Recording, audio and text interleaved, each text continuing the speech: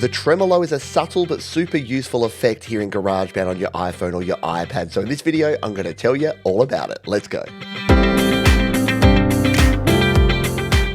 Hi, my name is Pete, and this is the GarageBand 5-Minute Tip Series. Let's dive in. The tremolo effect uses a combination of volume and panning to create that wavering effect that can make guitars and other instruments sound super cool, but it's easier to explain it by hearing it, so let's dive in and take a look. Or should that be listen? To add the tremolo effect, select a track and then tap on the plugins button. Then tap plugins and EQ, hit the edit button, and tap on one of these green pluses. We're going to choose from the default effects right towards the bottom and tap on tremolo. When you add the plugin, the default settings are added and it sounds like this.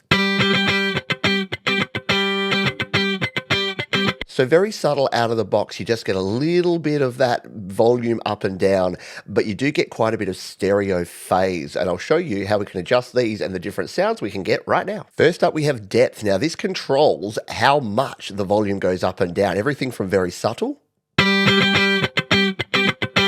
to very extreme.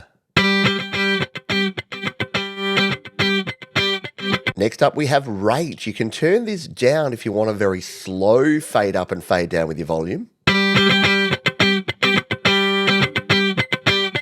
Or for a more extreme effect, turn it up. That might be too extreme. Let's try something in between.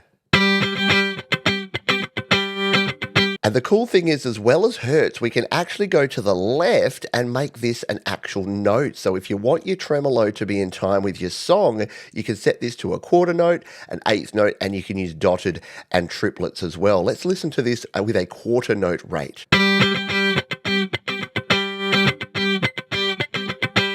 So that can help it really sit in the groove of your song. And finally, stereo phase. We can go everything from -180 all the way up to 180. And this changes the left to right balance that we have. So if we turn this all the way up, now as well as the volume, you'll hear some panning going on. Let's take a listen. Turn it down. And the other way.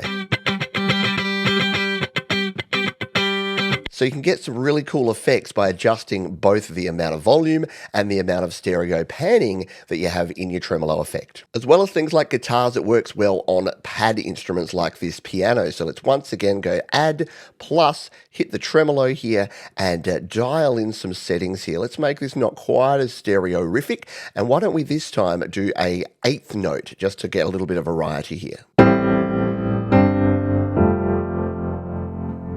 Very cool.